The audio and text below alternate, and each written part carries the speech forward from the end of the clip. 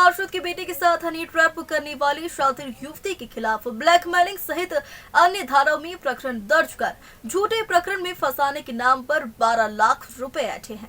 दरअसल मामला विजयनगर थाना क्षेत्र में उज्जैन की पूर्व कांग्रेस की पार्षद की बेटी महेश टटावत ने शिकायत दर्ज कराई थी कि कुछ दिन पहले उसकी इंस्टाग्राम के माध्यम से एक युवती से मुलाकात हुई थी, जहां युवती द्वारा होटल के कमरे में मिलने बुलाया था और धोखे से वीडियो बनाकर ब्लैकमेल करने लगी, जहां दुष्कर्म और अन्य धाराओं जैसे मामले में फंसाकर रुपए की मांग की। अब तक फरियादी द्वारा 12 लाख रुपए समझौते के तौर पर दिए गए। कुछ दिन बाद फिर युवती और रुपयों की मांग करने लगी।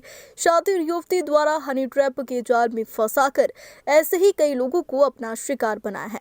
पीड़ित की शिकायत के बाद पुलिस ने युवती के खिलाफ ब्लैकमेलिंग सहित गंभीर धाराओं में प्रकरण दर्ज कर आरोपियों की तलाश शुरू कर दी है।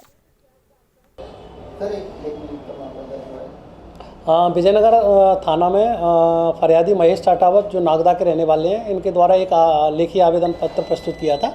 इस आवेदन पत्र में इनके द्वारा एक लड़की और उसके 2 साथियों के द्वारा झूठे प्रकरण में फंसाने से संबंध में और अवैध रूप से राशि प्राप्त करने के संबंध में जो आवेदन दिया था, उनके द्वारा कुछ हमें प्रूफ भी दिए गए थे, जिसमें उनकी कुछ व्हाट्सएप चैटिंग थी।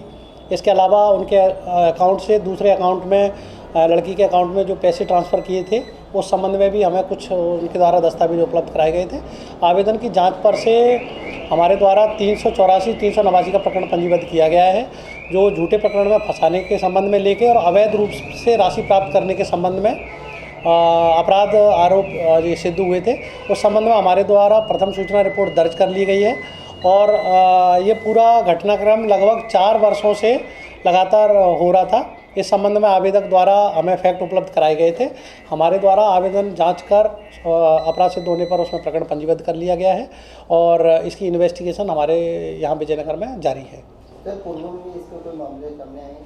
हाँ, अभी शुरुआती स्टेज पे हमें ये पता चला है कि इनके द्वारा आरोपिया और उनके साथी के द्वारा नागदा में भी ऐसी कोई घटना की थी, लेकिन इस संबंध में अभी फैक्ट कुछ भी नहीं आया है। हम लोग इसमें वहाँ नागदा से भी जानकारी प्राप्त करेंगे और जानकारी जैसी प्राप्त हो जाएगी फिर इन्वेस्टिगेशन में शामिल करेंगे। इन्वेस्टिगेशन कंप्लीट जब होगा उसके बाद हम लोग आगे की कार्रवाई करेंगे। कितने का अमाउंट की बात? इसमें पिछले 4 सालों में लगभग 12 लाख रुपए इनके द्वारा नगद और अकाउंट में ट्रांसफ़र करने के संबंध में प्रूफ दिए गए हैं और इस संबंध में हम लोगों के द्वारा दस्तावेज प्राप्त कर लिए हैं। आगे की इन्वेस्टिगेशन जारी है। आरोपी की लगातार तलाश जारी है और उसके मिलने पर उसके 2 अन्य कौन साथी थे, उस संबंध में भी हम लोगों के द्वारा पूछताछ की जाएगी।